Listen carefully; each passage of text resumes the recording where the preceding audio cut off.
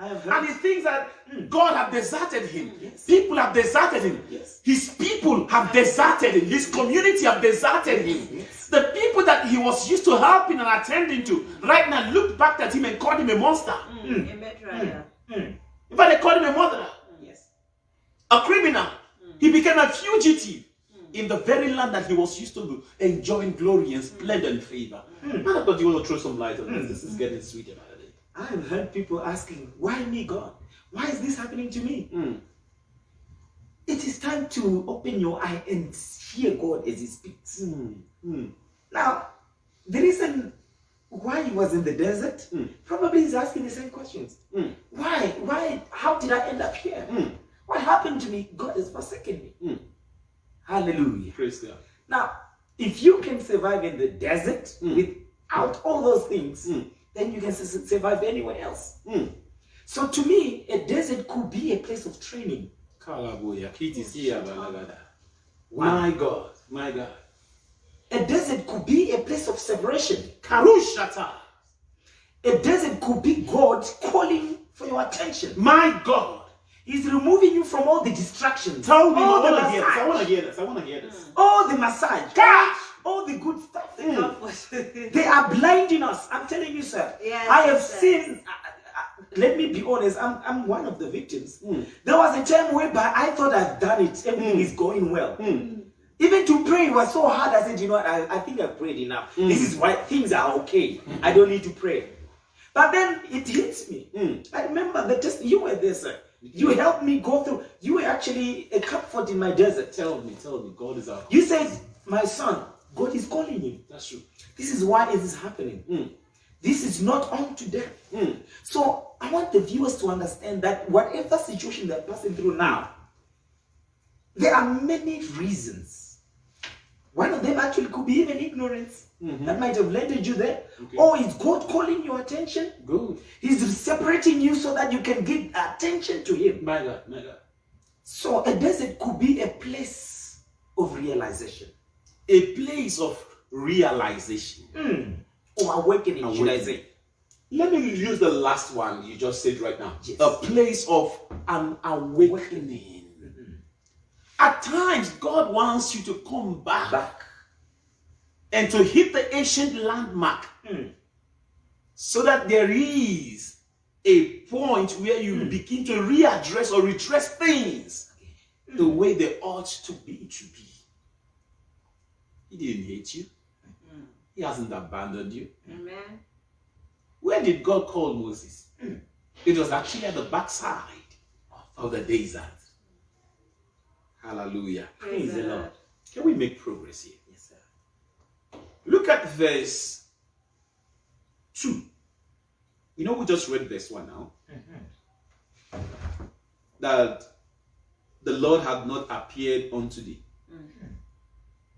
And the Lord said unto him, what is it that in thy hand?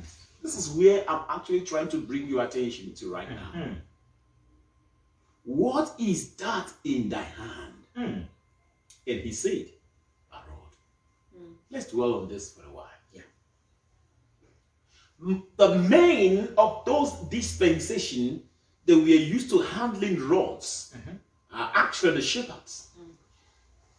Prior to this moment that Moses became an employee of his father's in-law, Moses had never experienced employment before. Yet he never lacked resources. He lived the life of a prince. He had everything at his beck and call. He had everything at his disposal. He had the command, he had the attention of the entire community. He rides on horses. He lives in a palace. And at this point in time, when a new dispensation was about to usher itself in, a new season, when there was a paradigm shifting, the first person in quote that appears to look like a victim was Moses. God intended to fulfill a prophetic era that was far more older than Moses' grandfather or father. God was about to unleash a prophetic era. And God allowed Moses, in quotes, to be a victim. That is to tell me that God was searching. He sought the entire commonwealth of Israel at that point in time, and no one was fit enough to be used. He was counting them family by family. And I'm going to explain my points. Praise God. Hallelujah. We are looking at about 430 years. The first set of generation has come and they have died. We had different pharaohs in view. Yes. The pharaoh that was used to favoring the Israelites have died. And the Israelite that we saw in Goshen, that is in Egypt, in that dispensation, hear me very well here, to some extent, they are beginning to lose their roots. Yes. To lose the teachings that their father that sojourned from Israel to Egypt taught them. They have lost their culture. Even they have lost their fear for and value for God. It was even difficult for them to pray. Because they were used to the task and the taskmasters. Yes. They were used to the suffering that somehow they have deviated. Yes. And they have thrown their attention completely out from God because they felt like they have prayed and God have not answered them. I hope you understand what 430 years is all about. It's not 4 years. It's not 40 years. It is not 100 years. It is not 200 years. We are talking about a whole 430 years. So the generation that were there had little understanding and revelations about the covenant that their father had with God. Yes. And God began to scan from family to family to see if there is a faithful one whom he can actually use as a judge so as to fulfilling the prophecy that has been enacted years back, that by 400 years, the same Israelites that will sojourn in Egypt as slaves will be delivered by God. Amen. It took God another 30 years to search. God was searching, scanning the entire commonwealth of Israel that were sojourning in Egypt to see if there is anyone that can still keep to the covenants. And as long as God was concerned in those eras, it wasn't all about the Israelites anymore. It was about his faithfulness. Amen.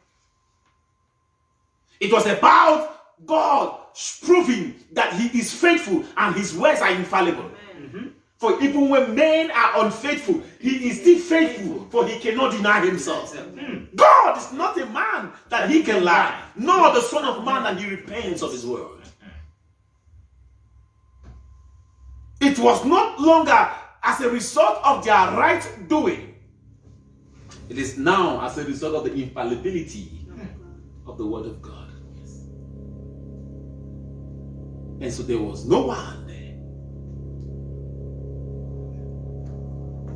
And Moses left, ran, because of a new season that was in view. I believe the devil was happy those days, smiling.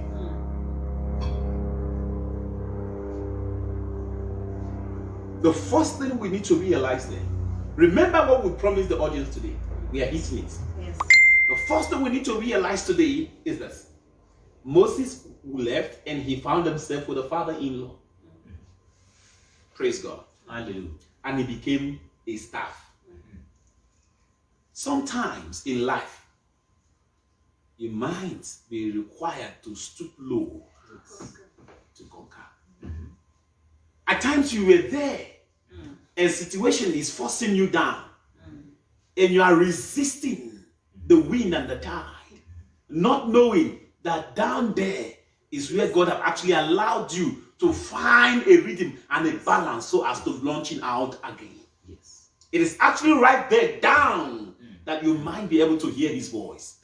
It is actually right there down that you might be able to know the new nick that you are going to carve out. Yes. For him, it was at the backside of the desert. And the first thing God said to him is, please, I want us to follow this very well. This is the basis of our today's discussion. Yes. The first thing God told him is when he was resisting the directives of the Spirit, because most of the time when we are at the backside of the desert and God is speaking to us, sometimes we think it is our mindset talking to us. We think we are too big to carry out that task. Sometimes we measure our status, our previous status, our level, and our abilities and our skills, and we measure at what God is saying to us to do, and we see that they are not correlating at all, and we now begin to undermine the voice of God speaking to us. God gave him an instruction because there is a new beginning, and now Moses